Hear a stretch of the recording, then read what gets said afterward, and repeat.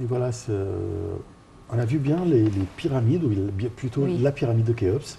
Juste en face, il y avait un petit musée, Mhm. euh, pour moi, qui gâchait le paysage quand même, parce que c'est un bloc de ciment, Mhm. juste en face de la plus belle chose au monde, la plus belle construction au monde, la pyramide. Et du coup, d'un côté, d'un angle, ça gâchait quand même le La barque, paysage. Et oui. c'est la raison pour laquelle je soutiens d'une façon incroyable le transfert de la barque solaire vers le Grand Le Musée. grand musée C'est égyptien. une décision magnifique que chapeau Oui. pour les preneurs de décision, quoi. Oui, en tout cas, le transfert a été terminé à l'aube. Et pour parler donc de cet événement grandiose, on a en ligne Monsieur Antoun Bourdedi, qui est donc expert en tourisme et guide touristique. Bonjour, monsieur. Bonjour à vous tous les téléspectateurs.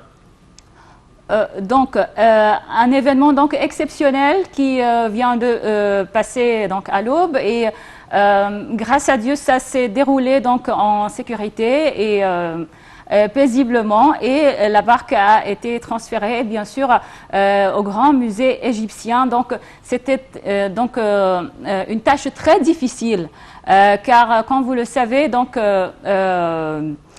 c'était donc je pense, difficile ou impossible de démanteler la barque de nouveau et donc de la monter de nouveau. Alors, que pensez-vous donc de cette procédure-là?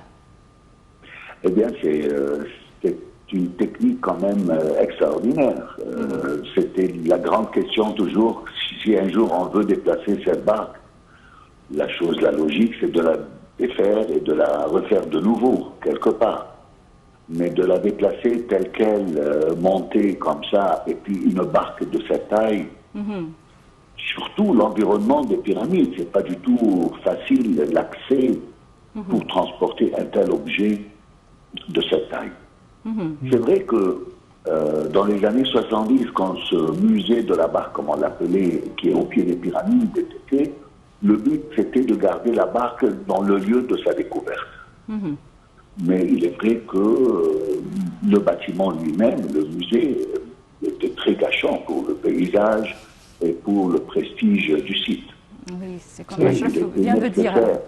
Oui, il était nécessaire quand même de le déplacer d'ici. Surtout qu'il y a encore une deuxième barque à côté qui n'a jamais été sortie, qu'il y a 3 ans seulement, les jeunes archéologues sont en train de la sortir et de la remonter. Avec le Grand Musée, donc c'était la bonne occasion de déplacer celle qu'on avait en 1954 et de mettre la nouvelle qu'on est en train de sortir et de dégager ce bâtiment moche qui gâchait totalement le paysage. Et voilà, c'est fait. C'est vrai. Monsieur Antoun Bourdedi, je rappelle que vous êtes égyptologue quand même. Alors, j'en profite pour vous demander une explication sur la barque solaire, de quoi il s'agit exactement, sa découverte, etc. Bon, la barque solaire, ça fait partie de ce qu'on appelle le complexe pyramidal. Bien sûr, les pyramides, ça remonte à l'Ancien Empire, la 3e, 4e, 5e dynastie, donc on parle de 27 à 22 siècles avant Jésus-Christ. Ouais. Et à l'époque, les pyramides, c'est bien sûr des tombeaux royaux. Et la pyramide, c'était le tombeau lui-même, c'est un élément de tout un complexe qu'on appelle le complexe pyramidal. Ouais. Ça se compose de la pyramide elle-même, qui est le tombeau, un temple au pied de la pyramide, qui est un temple funéraire, un temple au pied du plateau, ce qu'on appelle le temple bas ou le temple de la vallée, un chemin ascendant qui part du temple bas au temple haut à la pyramide, un chemin de procession, un chemin des funérailles. Et le 5e élément, c'est les barques solaires. Oui. Les barques, ce qu'on appelle les barques solaires, en fait, c'est des vraies barques qui ont été utilisées au moins une seule fois, d'après ce qu'on pense, surtout qu'on a trouvé chez Khéops. Donc probablement, c'était des barques qui ont transporté le corps de Khéops et toutes ses affaires, tout son meuble funéraire de Memphis, la capitale à l'époque, vers la nécropole qui est Gizeh, où il y a la pyramide. Et puis après qu'il y a eu le déplacement, le bateau il a été démonté et enterré à côté de la pyramide. Ouais. On a trouvé en 1954, c'était Kamal El Mallah qui a fait des fouilles autour de la pyramide, il a trouvé 5 fosses. Donc il était prévu peut-être pour 5 bateaux.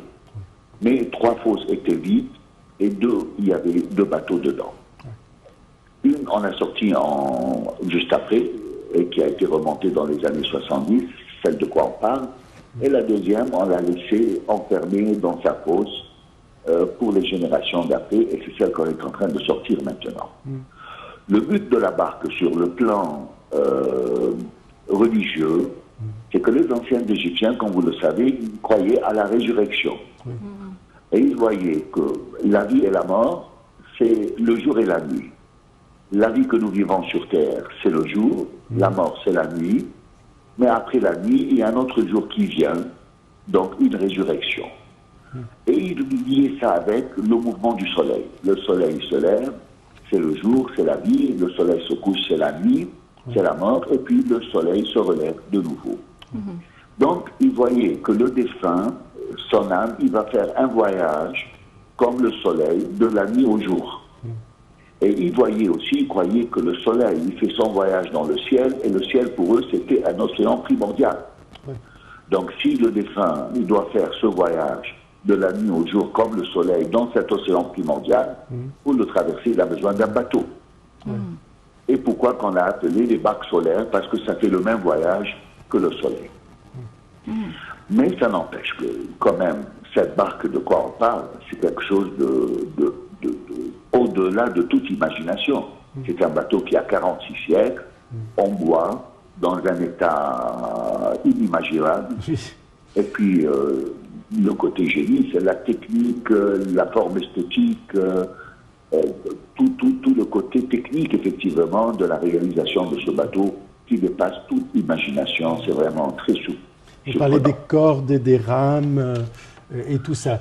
Par contre, vous avez dit qu'il y a une théorie, c'est pas sûr si j'ai bien compris, qu'on a utilisé cette barque au moins une fois. Quelles sont les preuves? Il y a des analyses qui ont été faites dans les années 80 sur le bois. Est-ce que c'est un bois qui a touché l'eau ou non? Et effectivement, il a touché. Mais ça se voit que ce n'était pas un bateau qu'on a utilisé tout le temps. C'est-à-dire, ça se voit qu'il a navigué très peu de temps. Donc probablement, c'était le trajet funéraire du roi.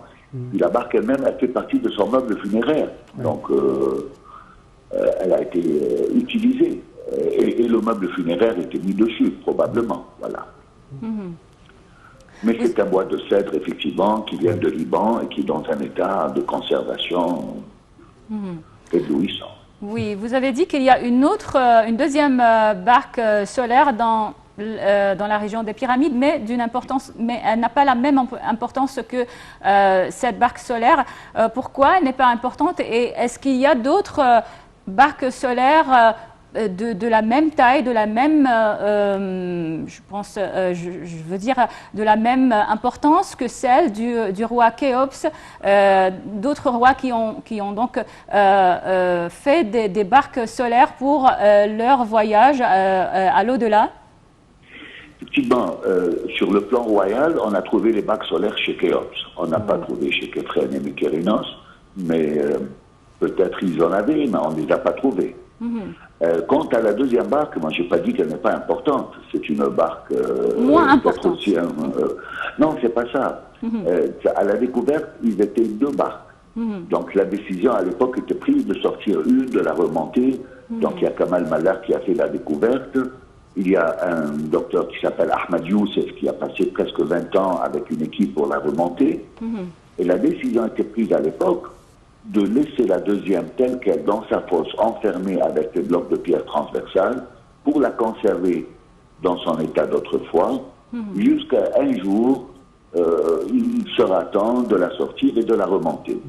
Et c'est ce qui a commencé depuis 3 ans. C'est-à-dire, si vous allez là-bas au pied de la pyramide où il y a le musée de la barque de quoi on parle, juste à côté il y a un grand hangar, et les jeunes archéologues, ils sont en train de la sortir et de la remonter.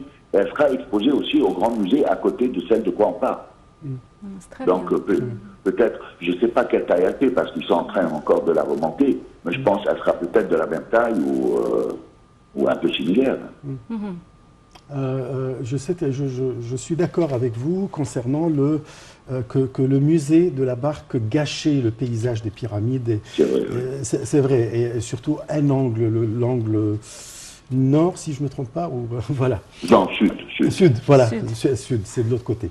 Alors, mais son emplacement au musée, au grand musée, est-ce que vous êtes d'accord que ça soit mis en valeur dans ce musée, ça va lui donner la même importance? Oui, je vais vous dire pourquoi. Tout d'abord, le musée en lui-même qui était au pied des pyramides, l'intérieur, il est bien fait. Le bateau est très bien exposé. Il y a un circuit à faire où on voit le bateau de tous les côtés. Il y a une galerie de photos de la découverte et le remontage et tout ça. C'est bien fait. Et en plus, dans le musée, il y a la fosse elle-même où elle a été trouvée la barque. Donc, à l'intérieur, c'est magnifique. Mais à l'extérieur, on ne peut pas mettre un bâtiment en béton comme ça au pied de l'unique merveille du monde qui reste encore des merveilles du monde antique. Mais aujourd'hui, comme le grand musée, son emplacement, c'est dans l'enceinte des pyramides. Vous savez, il serait ce musée dans un autre quartier, peut-être il y aura 2-3 points de vue. Mais là, effectivement, le musée, il est dans l'enceinte des pyramides. Du grand musée, on voit le plateau, le plateau est à côté, on le prend dans les bras. Donc les bateaux soient là, c'est tout à fait compatible. Très bien.